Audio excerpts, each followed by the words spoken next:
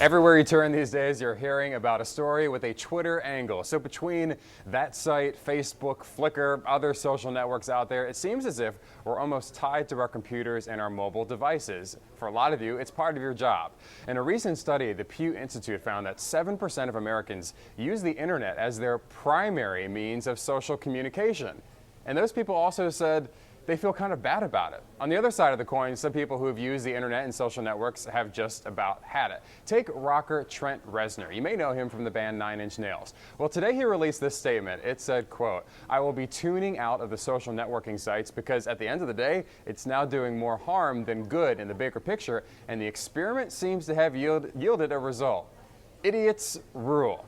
All right, so what about you? A Pew study shows 10% of people feel overwhelmed by all this information flying at you.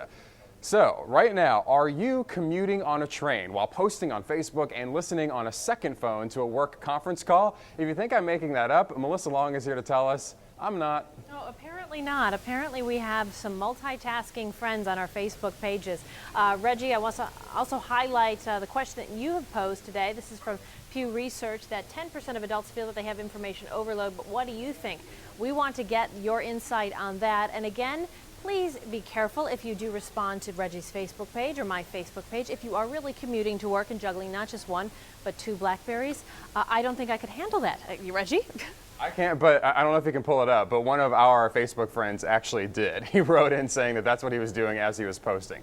All right, so now for our blogger bunch, who I will try to talk to without any iPhones going off, emails distracting them, or tweets flying in to take their attention. First off, we have Guy Kawasaki of Mac.alltop.com. That's a site dedicated to news for Mac lovers by Mac lovers. Next, we've got tech guru Chris Pirillo. He appears on CNN.com Live quite a bit, and he's of ChrisPirillo.com, of course. And finally, the bottom right-hand side of your screen, self-described tech addict Justine Azarek of iJustine.com. And we have the video Justine to prove it. Take a look at this, everyone. Justine, are you gonna get the new iPhone? Are you serious? Of course I'm gonna get the new iPhone. Na na na na na na na na na na na na na. This is new iPhone song day. And I think, Justine, that pretty much says it all. Laughing and singing and then giving that look of concern like, what did I just do? So have we gone too far with all this, Justine, or is it, as Goldilocks might say, just right? You know, I made that video, but I never thought that I would actually, watch it in this context. And I think that is the issue. A lot of us don't realize the stuff that we're posting is going online for the world to see. But without all this stuff, at this point, all three of you wouldn't have the careers that you do. That's very true. Let's go over to Chris Pirillo. Chris, I mean, your job is to kind of make us more aware of the ways that we can make life on the internet easier. But do you ever find yourself wondering if you got to kind of cut yourself off, or do you already do that? Does not compute. No, I've been attracted to all things digital ever since I was an embryo. Really, no, I don't know. I could try, but inevitably, so much of my connection to the world happens through the internet. I mean, yes, I can mix and mingle with people in real life. I've met Guy in real life. I've met Justine in real life, and I don't mind meet space, but I can just connect with the world so much easier from here or here. Guy Kawasaki, it sounds like Yes. Chris Pirillo might be one of that 7% that we talked about in that study where it is the primary means of social interaction, especially if he calls it meat space. So should we be concerned about this, or do the pros outweigh the cons? Well, you should be definitely concerned about Chris Pirillo. I mean, that's a justifiable concern.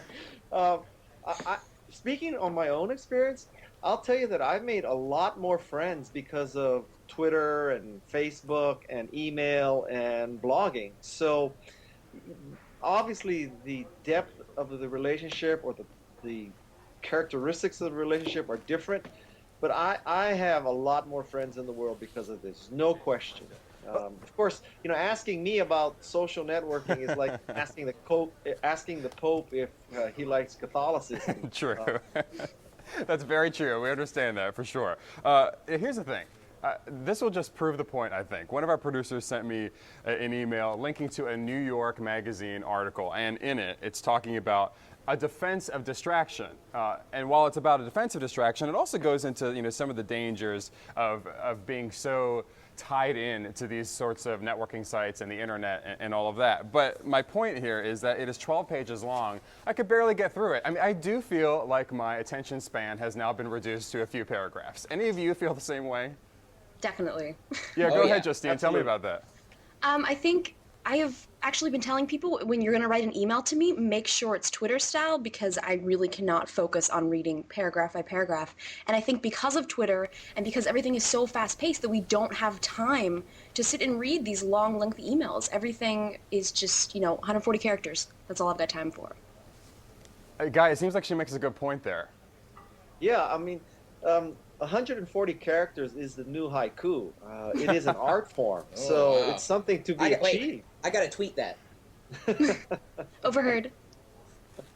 Chris Pirillo, I mean, at what point does this become too much? I mean, do you ever have... Chris, could I have your attention for a second, Yeah, please? no, Yes. I'm with you. See, and that is what I'm talking about. He just texted me, actually. He did. did. Very good. Well, we can't blame him for that. Do you ever have that moment, though, where you're at dinner?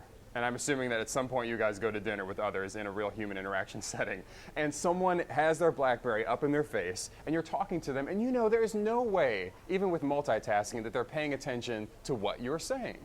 Absolutely. And there are certainly times that I would be compelled to check email or text even when it came in, but I do draw the line. If I'm in person, like out to dinner and there's conversation going on, the last thing I'm going to do is interrupt that flow by doing something that's very self-centered and that's checking email or tweeting or whatever. Obviously, I was just kidding. I wasn't going to tweet that. I will, Guy. I will tweet it. I have a better solution. You need to go to dinner with more interesting people. Well, that may be the case. That's true. Guy, guess what? I need to interrupt all of you because we have some tweets and Facebook comments coming in from Melissa Long. Well, they're not from me. I'm just the messenger right now. These are some of your friends, Reggie. Exactly. And these are all of your friends. We're going to highlight some of my friends later from Facebook. You were talking about how just about 10% of adults feel that they actually have information overload. And a couple of your friends have written in saying, I think the key is only 10% actually feel that way. The other 90% get information overload and love it, but don't know they have it, LOL. And then this comment as well.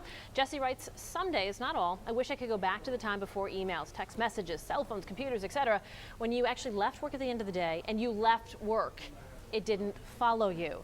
And I think that's interesting, and perhaps these bloggers aren't the best people to comment on this because, of course, they're so tethered to their work, but at the same time, don't they miss being able to disconnect from the electronic leash? And wouldn't they like the opportunity to just turn all the gadgets off? Or do they find themselves on the beach even then, twittering and it's not twittering though, it's tweeting? Tweeting, Melissa, tweeting. yes. We're trying to get Melissa on board with the technology lingo. Guys, do you go on vacation with all of your devices? Yep, most definitely. All three of you? I have a sort of short-term solution. Almost every day that I'm at home anyway, I play hockey for a couple hours, and truly you thank cannot God to get outside. play hockey. I've got that app on my iPhone. But I think it makes a big difference too because you have to really think about the people that you're spending time with. I mean, if you're hanging out with a bunch of, tech crazy Twitter fiends, then it's okay to pull out your iPhone. But I have a lot of, really close friends who don't want to be posted to Twitter, who don't want their pictures on Flickr, don't want me uploading these photos to Facebook. So I think it really comes down to who you're hanging out with and just being mindful, of their wishes. Like, don't tweet this. You just have to be kind. I don't know if you guys saw this. I thought this was really interesting. From that same study that we were quoting before, apparently 14% of the respondents said that they don't use cell phones and don't use the internet at all. I found that shocking, maybe just because I can't imagine my life without those two things. But obviously there are some people who are living on a compound somewhere who are refusing to use these things. Were you surprised by that number, any of you? No, not at all. I mean, there are always going to be people who don't see the value of it. I had my dad call me up the other day saying, hey, there's another person who has the same name as me on Facebook. Like, do I have to log in to, talk to him? I'm like, yeah. Why? Well, because you have to. Yeah, but I don't want to. I said, Dad, do you want me to call up Zuckerberg and say, why can't my dad log on to Facebook? Why does he have to log on? There are people that just keep it at a distance. No matter how easy it is to get to the technology, some people just don't want it, don't need it. And it's not an age thing. It's definitely not. And I think, YouTube has kind of proven that with the range of ages that use that on a regular basis. Twitter as well. I'm going to go back to Melissa because we asked that very question about this so-called digital divide, right? The digital divide, exactly. And Michael, one of my friends on Facebook, writes, I know an elderly person living alone that still has a rotary dial phone. She can manage her banking activities because she doesn't have to push that. Rotary phone? Yes, exactly. Do you know how many people watching this have no idea what that is? Yes, actually, that's kind of frightening. you can buy them still. I have a friend that has one in an antique home. Jose writes, a big divide. Some older folks have come up to speed. My boss, who's in his 70s and a congressman, is good with his BlackBerry. He replies to my emails in minutes, and he pins me on the BlackBerry chat and is very tech savvy. And then this comment from Jeff, who writes, I know that for a fact, Mel. A boss refuses to get a computer for the simplest of email, will not type a report, nor a cell phone, text, or anything, and then he wonders why no one communicates with him. It's 2009, Jeff writes, one cannot manage by phone. Chris, it's interesting, though. There are some people that are not connected through BlackBerry, through cell phone, through internet access, and you say that they don't see the value. But can everyone afford to be a part of all the technology? That's also an issue, certainly when you are older and living on a fixed income. Yeah, that's true, but libraries have internet access, and as do any type of any public space that where people can gather. There's usually some type of internet access that doesn't cost anything. So whether you don't want to pay for internet access or you don't want the device to take with you, it's no longer, I think, a question of cost. I still go down to it's a matter of value. There are people who don't see the value of spending $20 a month on internet access. And I tell them, I was like, do you have stuff around your house that you could sell on eBay to make up that cost? And the answer is usually yes.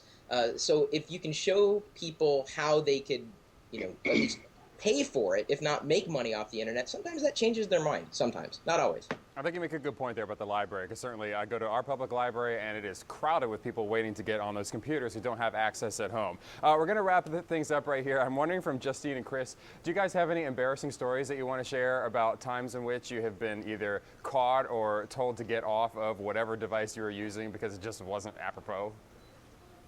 Yeah, we'll just leave it at that.